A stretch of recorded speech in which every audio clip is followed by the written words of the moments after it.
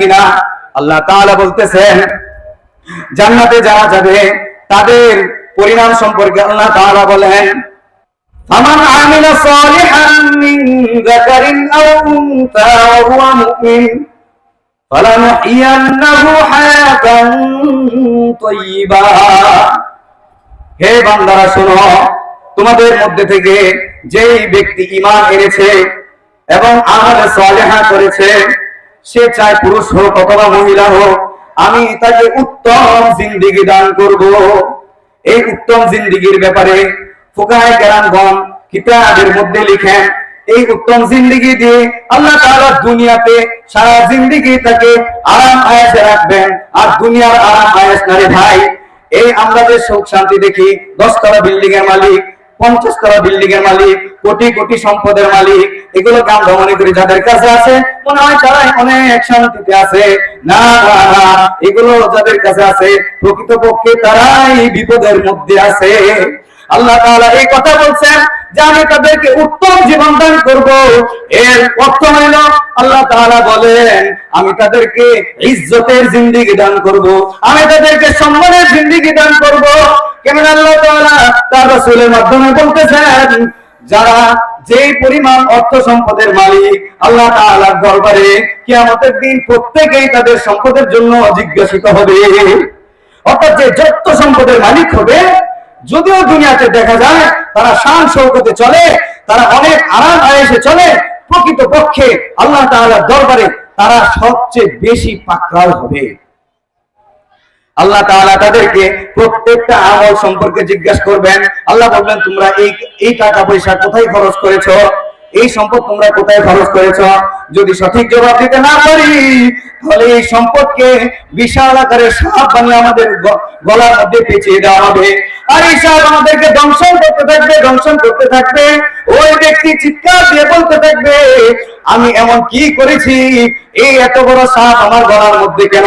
তখন আল্লাহ তাআলা বলবে এটা তোমার ওই সম্পদ, যে সম্পদ তুমি অন্যায়ভাবে অর্জন করেছিলে। এটা তোমার ওই সম্পদ, যে সম্পদ তুমি মানুষের উপর জুলুম করে নিয়েছিলে। ওই সম্পদ আজকে যেহেতু তুমি তার সঠিক হিসাব দিতে পারতেছো না, এই জন্য আল্লাহ তাআলা আমি তোমাকে ওই সম্পদ দ্বারাই তোমাকে শাস্তিতে নিপতিত করতেছি। সুতরাং সম্মানিত মুসল্লিয়ানে কারাম, আল্লাহ তাআলা বলতেছেন আমি ওই সমস্ত ব্যক্তিদেরকে হায়াতের জিন্দেগি দান করব, উত্তম জিন্দেগি দান করব। এর অর্থ হইল উলামায়ে কেরামদেরকে আল্লাহ তাআলা ইজ্জত এবং সম্মানের জিন্দেগি দান করবেন। অন্য আয়াতের মধ্যে আল্লাহ তাআলা বলতেছেন যে আমি জান্নাতীদেরকে কি কি নাজ নিয়ামত দিব। আল্লাহ তাআলা কোরআন শরীফের অগণিত আয়াতের মধ্যে আল্লাহ তাআলা জান্নাতীদের নাজ নিয়ামত সম্পর্কে দুনিয়ার মানুষকে জানিয়ে দিতেছেন। আল্লাহ তাআলা সূরাতুল বাকারার 25 নম্বর আয়াতে বলতেছেন ওয়াবাশশিরিল লাযিনা আমানু ওয়া আমিলুস সালিহাত আন্না লাহুম জান্নাতিন তাজরি মিন তাহতিহাল আনহার। হে নবী আপনি জগতের মানুষদেরকে বলে দেন, হে নবী আপনি সমস্ত মুসলমানদেরকে বলে দেন যে তাদের কোনো ভয় নাই, যে তারা কষ্টের মধ্যে আছে, তারা যদি আমি আল্লাহর উপর ঈমান আনে এবং আমলে সালিহা করে আমি তাদেরকে পুরস্কার হিসেবে এমন জান্নাত দান করব, এমন জান্নাত দান করব যে জান্নাতের তলদেশ দিয়ে প্রবাহিত হবে বিভিন্ন নহর। আল্লাহ তাআলা অন্য আয়াতের মধ্যে বলেন সূরাত মুহাম্মাদের 15 নম্বর আয়াতের মধ্যে আল্লাহ তাআলা বলতেছেন কি কি নহর আল্লাহ তাআলা তাদেরকে দান করবেন, কি কি নিয়ামত আল্লাহ তাআলা দান করবেন। মাসালুল জান্নাতিল্লাতী ওয়াইদাল মুত্তাকুন, আল্লাহ তাআলা বলতেছেন মাসালুল জান্নাহ ওই সমস্ত জান্নাত আল্লাতী ওয়াইদাল মুত্তাকুন যে সমস্ত জান্নাতীদের ব্যাপারে আল্লাহ তাআলা অঙ্গীকারবদ্ধ হয়েছেন। কি অঙ্গীকারবদ্ধ হয়েছেন আল্লাহ তাআলা? আল্লাহ বলেন যদি আমার উপর ঈমান আনো, আমল সালিহা করো, অবশ্যই অবশ্যই আমি তোমাদেরকে জান্নাত দান করব। আর জান্নাতের মধ্যে আমি তোমাদেরকে কি কি নাজ নিয়ামত দেব। আল্লাহ তাআলা সমস্ত নাজ নিয়ামতের মধ্যে বড় বড় 4টি নাজ নিয়ামতের কথা আল্লাহ তাআলা উল্লেখ করতেছেন। আল্লাহ তাআলা বলেন ফিহা আনহারুম মিন মাইন গায়রি আসিন, জানি আমি ওই জান্নাতের মধ্যে তোমাদেরকে দিব সুমিষ্ট পানীয়র নহর। আল্লাহ তাআলা বলতেছেন আমি তোমাদেরকে জান্নাতের মধ্যে সুমিষ্ট পানীয়র নহর দিব।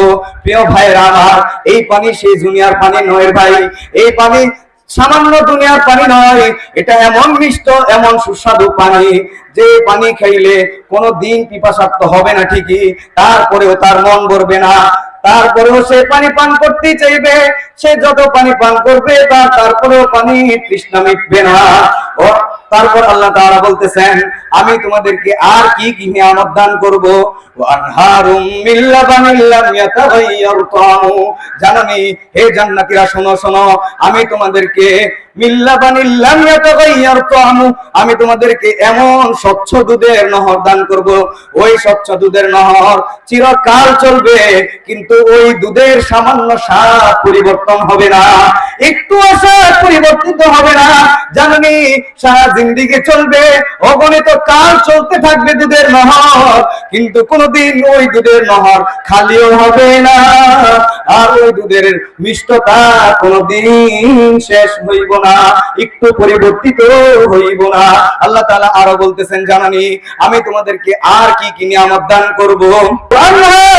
মিন খামরিল লাযযাতিল লিশারিবিন, আল্লাহ তাআলা বলতেছেন, হে দুনিয়ার মানুষ, আমি তোমাদেরকে বড় বড় নিয়ামত সময়ের মধ্যে থেকে একটা নিয়ামত দিব, আর সেটা হলো আমি জান্নাতের মধ্যে শরাবের নহর তৈরি কইরা দিব। শরাবের নহর কি জানেননি? শরাব মানে বাংলা শব্দ হলো মদ, মদের নহর তৈরি করব। ওই মদ এই বাংলার মদের মতো নয়, এটা দুনিয়ার কোন পচা গন্ধা জিনিস দ্বারা তৈরিকৃত মদ নয়, এটা এমন মদ যে মদ খাইলে মানুষের শরীরের শক্তি বৃদ্ধি পায়, মানুষের আরো স্বাস্থ্য বৃদ্ধি পায়, মানুষের ভিতরে রুচি বোধ বেড়ে যায়। এই মদের যখন ঢেকুর আল্লাহ তাআলা ভিতর থেকে বের করবেন, কোনো দুর্গন্ধ আসবে না। এই মদ খাইলে কোনো মাতলামি আসবে না। এই মদ খাইলে যখন ঢেকুর আসবে, ঢেকুরের সাথে সাথে মেশকে আম্বরের ঘ্রাণ বের হইতে থাকবে।